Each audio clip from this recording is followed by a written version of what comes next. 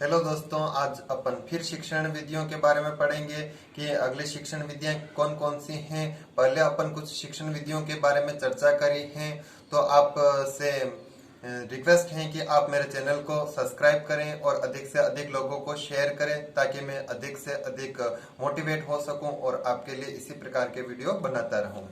अपन बात करते हैं अगले जो शिक्षण विधि दे रखी है कि हर्बर्टीय विधि जो होती है, हर्बर्टीय विधि प्रसिद्ध मनोवैज्ञानिक जो है हर्बर्ट के सिद्धांतों पर इसका नाम पड़ा। जो हर्बर्ट जो था उसके उन्होंने यह विधि दी थी, इसलिए इसका नाम पड़ गया हर्बर्टीय विधि। यह हर्बर्ट की पंचपदी के नाम से जाना जाता है, क्योंकि इसमें 5 पद हैं, इसलिए इसको हर्बर्ट की पंचपदी के नाम से जाना जाता है। प्रारंभिक स्वरूप, प्रारंभ में इस प्रणाली के 4 भाग थे। प्रारंभ में इसके कोई 5 भाग नहीं थे, प्रारंभ में इसके केवल और केवल 4 ही भाग थे। एक तो थी स्पष्टता, दूसरी थी संबद्धता, तीसरी थी व्यवस्था, चौथी थी विधि। अब जो है इसका संशोधित, इस वाले का जो संशोधित जो रूप है इसका संशोधन किया गया, तो उसके आधार पर संशोधित स्वरूप में जो आ जाता है कि फर्स्ट दे रखी है प्रस्तावना, दूसरा दे रखा है प्रस्तुतिकरण, तीसरा दे रखा है तुलना एवं सहयोग, चौथा दे रखा है सामान्यीकरण, पांचवा दे रखा है प्रयोग। सबसे पहले प्रस्तावना का अपन कोई भी पाठ पढ़ाते हैं तो प्रस्तावना से शुरू करते हैं। प्रस्तावना जैसे बात करते हैं कि कोई भी आप विषय वस्तु पढ़ा रहे हैं, बच्चे को पूर्व ज्ञान क्या है और उसको नवीन ज्ञान से जोड़ना जो होता है प्रस्तावना के अंतर्गत आ जाता है। जैसे अपन बात करते हैं कोई भी लेसन पढ़ा रहा है, उसके बच्चे को ध्यान में रखा जाता है कि उसका पहले उसको क्या क्या नॉलेज है, उसके बाद अब क्या नॉलेज है, उस पहले वाले नॉलेज और आज अब जो मिलने वाला है उनको आपस में जोड़ा जाता है। इसमें कुछ प्रश्न हो सकते हैं, प्रश्नों के माध्यम से जोड़ सकते हैं, कुछ गतिविधियों के माध्यम से भी अपन जोड़ सकते हैं। अगला बात करते हैं प्रस्तुतिकरण। प्रस्तुतिकरण में जो विषय वस्तु है अध्यापक द्वारा छात्रों के समक्ष क्या की जाती है, प्रस्तुत की जा सकती है, और उसके अंतर्गत जैसे किसी चीज की व्याख्या करना, प्रश्न बताना, हल करना, इस प्रकार के सारे जो है विषय वस्तु इसके अंतर्गत आते हैं। उसमें तुलना करना एवं सहयोग। अगले जो है कोई भी विषय वस्तु है उसमें क्या किया जाता है, तुलना की जाती है, फिर सामान्यीकरण किया जाता है उस विषय वस्तु का, फिर अंत में उसका प्रयोग किया जाता है। इस प्रकार से हर्बर्टी पंच विधि है उसके 5 पद ए बन जाते हैं। अगली बात करते हैं कि पर्यवेक्षित विधि। पर्यवेक्षित विधि जो होती है, इस विधि में विद्यार्थी स्वयं कार्य करने सीखने के लिए छोड़ दिया जाता है तथा शिक्षक पर्यवेक्षण का कार्य कर देता है। इसमें क्या किया जाता है, विद्यार्थी को जैसे पुस्तक पढ़ने के लिए या किसी कोई भी कार्य है स्वयं करने को दे दिया जाता है या उसको छोड़ दिया जाता है कि वह कैसे सीख रहा है, और शिक्षक तो सिर्फ और सिर्फ उसका निरीक्षण करता है, पर्यवेक्षण करता है कि बच्चा कैसे सीख रहा है या इसको किस प्रकार की त्रुटि कर रहा है या इसमें किस प्रकार के संशोधन की आवश्यकता होती है। तो उस विधि को अपन कह सकते हैं पर्यवेक्षित विधि। यह विधि कुशल शिक्षक के निरीक्षण और निर्देशन में संपन्न होती है। यानी इस विधि को लागू करने के लिए शिक्षक का यानी कुशल शिक्षक का होना आवश्यक है। ऐसा नहीं कि कोई भी शिक्षक जो है उस विधि के बारे में अनजान है और वह उस विधि का उपयोग करता है तो वह विधि अनुपयोगी बन जाएगी। अगला बिंदु दे रखा है परंपरागत पद्धति के दोषों को दूर किया जाता है, जैसे शिक्षक द्वारा ही पढ़ाना। इसमें जो परंपरागत रूप से जो शिक्षण पद्धति चली आ रही है, गुरुकुल पद्धति, उसमें शिक्षक पढ़ाता है, शिक्षार्थी मुख्य दर्शक की तरह सुनते रहते हैं। तो इस प्रकार के जो दोष होते हैं उसको आप इस विधि के द्वारा दूर कर सकते हैं। इस विधि में होते हैं शिक्षक की भूमिका मात्र पर्यवेक्षक की ही रहती है, यानी शिक्षक जो होता है सिर्फ और सिर्फ विद्यार्थी का निरीक्षण करता है, पर्यवेक्षक की तरह कार्य करता है। इस विधि के गुण की बात करते हैं, स्वाध्याय केंद्रित शिक्षा पद्धति है, यानी बच्चे को स्वयं कार्य करने के लिए दे दिया जाता है या सीखने के लिए दे दिया जाता है, तो वह स्व अध्ययन यानी सेल्फ स्टडी करने लगेगा। अगला बिंदु दे रखा है छात्र और शिक्षक से प्रगाढ़ और सौहार्द के संबंध स्थापित रहेंगे। छात्र और शिक्षक के जो संबंध हैं वह एक प्रगाढ़ और सौहार्द के संबंध स्थापित होंगे। अगला जो बिंदु दे रखा है, छात्र चुनौतियों का सामना करने के लिए स्वयं को तैयार करता है। छात्र किसी भी प्रकार की जो चुनौतियां होती हैं उससे लड़ने के लिए स्वयं तैयार हो जाता है। अगला जो बिंदु दे रखा है पुस्तकालय का उपयोग, ग्रंथों का प्रयोग सीखता है। बच्चा अगर स्वयं अध्ययन कर रहा है और स्वयं कार्य कर रहा है तो सीधी सीधी बात है कि वह अधिक से अधिक सीखने पर लालयित होगा और वह जैसे विभिन्न पुस्तकालय में विभिन्न पुस्तकों को पढ़ना पसंद करेगा, यानी पुस्तकालय का उपयोग करेगा और ग्रंथों का उपयोग या प्रयोग करना सीखता है। अगला जो बिंदु दे रखा है लक्ष्य के प्रति एकाग्रचित्तता, जागरूकता रहती है। उसका लक्ष्य क्या है, अगर स्वयं अगर अध्ययन कर रहा है तो उसका लक्ष्य क्या है और उसके प्रति वह एकाग्रचित्त हो जाएगा और वह जागरूक हो जाता है। अगली बात करते हैं कि उसकी कमियां क्या क्या हैं। यह विधि अधिक समय लेती है। अगर बच्चे को स्वयं अध्ययन करने के लिए दे दिया जाता है तो उसको कोई बिंदु अगर समझ में नहीं आ रहा है तो वह अधिक समय तक वह उसका अध्ययन करेगा, उसके बाद ही वह उस बिंदु को समझ पाएगा। तो यह जो विधि होती है अधिक समय लेती है। तत्काल सुधार की संभावना कम होती है, यानी इसमें किसी भी प्रकार के जो सुधार किए जाते हैं वह तत्काल नहीं हो सकते हैं। अगला जो बिंदु दे रखा है शिक्षक की उत्साहहीनता, उदासीनता व ज्ञान का अभाव इस विधि की आत्मा को खत्म कर देता है। इस विधि के अंदर अगर शिक्षक जो होता है उत्साहहीन होता है, उदासीन होता है, ज्ञान का उसमें अभाव होता है तो यह विधि जो है धीरे धीरे खत्म हो जाती है, यानी प्रभाव नहीं होता है। शिक्षक का किसी भी प्रकार से छात्रों पर ध्यान देने से ध्यान अन्य छात्र पिछड़ जाते हैं, यानी शिक्षक किसी एक प्रकार के छात्रों पर अगर ध्यान दे रहा है, एक ही प्रकार के छात्रों, तो दूसरे जिन पर ध्यान नहीं दे रहा है वो बच्चे क्या हो जाएंगे, पिछड़ जाते हैं।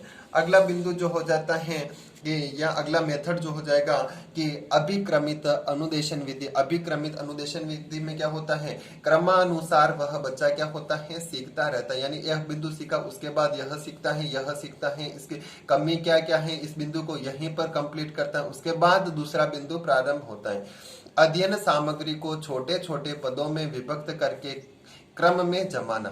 सबसे पहला जो होता है, जो भी आप विषय वस्तु पढ़ा रहे हैं उसको छोटे छोटे टुकड़ों में विभाजित कर दो, यानी पूरा का पूरा पाठ्यक्रम है उसको आप क्या करते हैं, छोटे छोटे टुकड़ों में विभक्त कर देते हैं और क्रम से कि आपको पहले कौन सा बिंदु पढ़ाना है, दूसरा कौन सा बिंदु पढ़ाना, तीसरा कौन सा बिंदु, आप क्रम से उसको व्यवस्थित कर देंगे। स्वयं अनुदेशन सामग्री की आवश्यकता होती है। स्वयं अनुदेशन सामग्री जो होती है उसकी आवश्यकता होती है। अधिगम शिक्षण की व्यक्तिगत पद्धति है। अधिगम जो शिक्षण करवाया जाता है यह व्यक्तिगत है, विषय वस्तु केंद्रित नहीं, व्यक्तिगत है।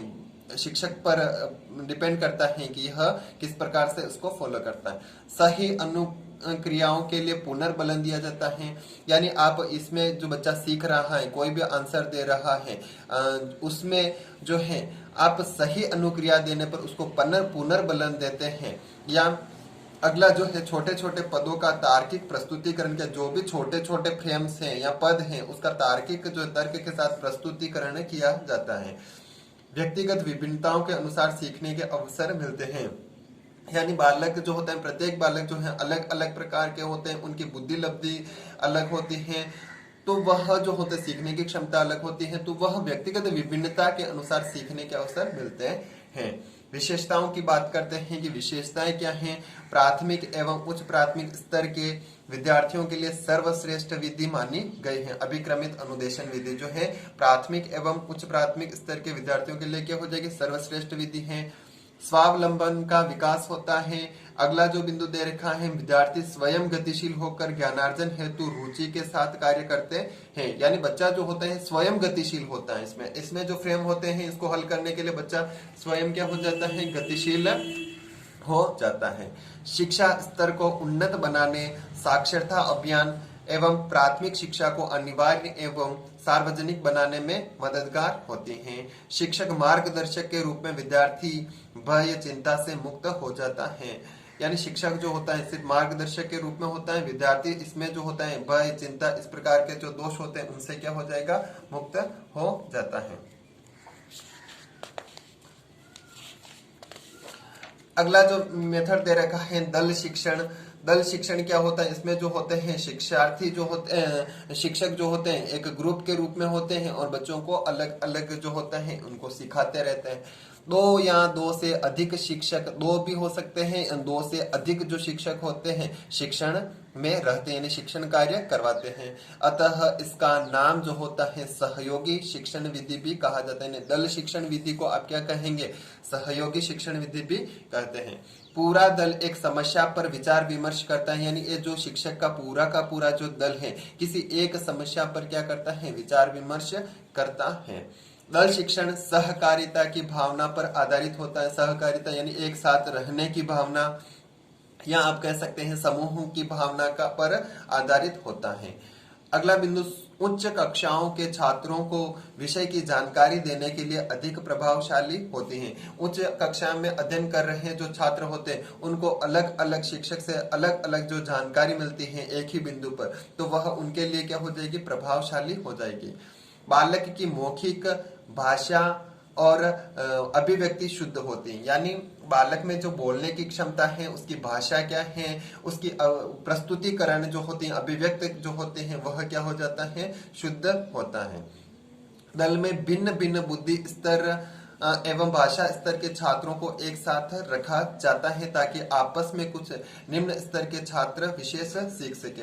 इसमें जो होते हैं अलग अलग जो बुद्धि स्तर के जो बालक होते हैं, कुछ उच्च बुद्धि लब्धि का भी होगा, कुछ निम्न बुद्धि लब्धि का भी होगा, उन सभी बच्चों को एक साथ में रखा जाता है ताकि जो निम्न स्तर वाले जो बच्चे हैं वो उनसे सीख सके। शिक्षक गतिशील, परिवर्तन परीक्षण, आस्थावान और धैर्यशील विषय विशेषज्ञ होना चाहिए। आप जो भी शिक्षक का जो उस ग्रुप में अगर अध्ययन करवा रहे हैं उस शिक्षक के गतिशील होना चाहिए और परिवर्तन परीक्षण होना चाहिए, आस्थावान होना चाहिए, धैर्यशील होना चाहिए। विषय विशेष बात करूंगा तो विषय वस्तु का जो हो जाना चाहिए, विशेषज्ञ होना चाहिए, इस विशेष रूप से जानने वाला होना चाहिए। शिक्षक नेता में विषय की निपुणता तथा अन्य शिक्षकों को साथ लेकर चलने वाले गुण होने। जो शिक्षक नेता है उसमें बात करते हैं विषय में की निपुणता होनी चाहिए और उसमें एक गुण ये भी होना चाहिए जो अन्य सदस्य हैं, अन्य शिक्षक हैं, उनको भी साथ लेकर चलने वाले गुण होने चाहिए। अपन बात कर रहे हैं उद्देश्य शिक्षण, दल शिक्षण विधि जो है उसके उद्देश्य क्या हो जाएंगे? शिक्षक की क्षमता का अधिकतम प्रयोग करना, जो जितनी भी क्षमता है उसका अधिकतम उपयोग या प्रयोग हो जाता है। वर्तनी संबंधी, वाक्य संबंधी, शुद्धोच्चारण संबंधी अभ्यास कार्य होते हैं। वर्तनी से संबंधित बात आ जाती है, वाक्य जो होते हैं उनसे संबंधित, शुद्ध उच्चारण से संबंधित जो है अभ्यास कार्य करवाए जाते हैं। अगला जो बिंदु हो जाता है रचना लेखन, वाद विवाद, काव्य पाठ, कथा कथन, भित्ति पत्रिका, नाटक प्रदर्शन, एकाभिनय जैसी गतिविधियों को बढ़ावा देना भी इसका उद्देश्य माना गया। यानी रचना लेखन हो, विभिन्न प्रकार की रचना करे बालक, वाद विवाद की प्रतियोगिता हो जिससे इनमें बोलने की क्षमता, सोचने की क्षमता, तर्क शक्ति आदि का गुण विकास हो, काव्य पाठ करना सीखे बच्चा, कथा कथन करना सीखे, भित्ति पत्रिका, नाटक प्रदर्शन, एकाभिनय जैसी गतिविधियां को बढ़ावा देना इसका एक उद्देश्य हो जाता है। दल शिक्षण के जो लाभ की बात करता हूं कि दल शिक्षण के लाभ क्या क्या हैं, दल शिक्षण करवाए जाते हैं उससे बच्चों को क्या लाभ हैं? तो विषय विशेषज्ञों से सीखने का अधिक अवसर मिलता है। जो विषय विशेषज्ञ होते हैं, अधिक जानकार होते हैं, विषय विशेष को अधिक जानने वाले, तो उनसे सीखने का अधिक अवसर मिलता है। अगला, विद्यार्थियों को खुली चर्चा करने एवं आत्माभिव्यक्ति के अवसर मिलते हैं। यानी छात्र इस विधि से अगर पढ़ाए जाते हैं तो छात्र जो है खुली चर्चा कर सकेंगे आपस में, अधिक बुद्धि लब्धि वाले और कम बुद्धि लब्धि वाले आपस में चर्चा कर सकेंगे और शिक्षक से भी चर्चा कर सकेंगे और आत्माभिव्यक्ति के अवसर यानी अंदर जो अपने विचार हैं वह प्रस्तुत करने के अवसर मिलेंगे। प्रजातांत्रिक वातावरण में छात्र संबंधों में प्रगाढ़ता आती है। प्रजातांत्रिक जो वातावरण में छात्र संबंध जो है उसमें प्रगाढ़ता आती है। शिक्षक उत्तरदायित्व के साथ कठोर परिश्रम करके कार्य करते हैं। शिक्षक उत्तरदायित्व के साथ, यानी उत्तरदायित्व होता है जिम्मेदारियां होती, जिम्मेदारियों के साथ कठोर परिश्रम करके कार्य करते हैं। शिक्षकों के शैक्षिक स्तर में सुधार एवं वृद्धि के अवसर में बढ़ोतरी। जो शैक्षिक स्तर है उसमें भी क्या होगा, सुधार होगा, वृद्धि होगी, बच्चों को और अधिक से अधिक तरीके से बच्चों को सिखाएगा। अगला जो बिंदु दे रखा है, शिक्षार्थी व शिक्षक के घनिष्ठ संबंधों की स्थापना होती है, यानी शिक्षक और शिक्षार्थी में घनिष्ठ संबंध बनेंगे। छात्र जो है विद्यार्थी से छात्र जो है शिक्षक से विभिन्न प्रकार की समस्याओं को बता सकेंगे और शिक्षक उनका समाधान कर सकेंगे, उनके बीच घनिष्ठ संबंध स्थापित हो सकेंगे। दल शिक्षण को प्रभावी बनाने के उपाय क्या क्या है, यानी आप किस प्रकार से जो है दल शिक्षण को प्रभावी बना सकते हैं। शिक्षक में सहयोग होना चाहिए, आपस में लगन होनी चाहिए, परिश्रम से काम करने की भावना होनी चाहिए। तो अगर ये भावना शिक्षक जो हो में सहयोग हो, लगन हो, परिश्रम काम करने की भावना हो, तो उस दल शिक्षण को क्या किया जा सकता है, प्रभावी बनाया जा सकता है। शिक्षक अपनी रुचि से अपने विषय और कार्य को करे। अगर शिक्षक अपनी रुचि से कार्य करना सीखता है तो उसका सिखाना अधिक प्रभावी होगा। अगर रुचि ही नहीं रहेगा तो बच्चे को किस प्रकार से प्रस्तुत करता है तो बच्चा उसमें इतना नहीं सीख पाता है। शिक्षक अनुभवी उत्तरदायित्व को निभाने वाला होना चाहिए। शिक्षक जो अनुभवी होने चाहिए, उत्तरदायित्व जो है उसको निभाने वाला होना चाहिए। साधनों का उपयोग अधिकतम साधनों का अगर उपयोग करता है तो दल शिक्षण अधिक प्रभावी होगा।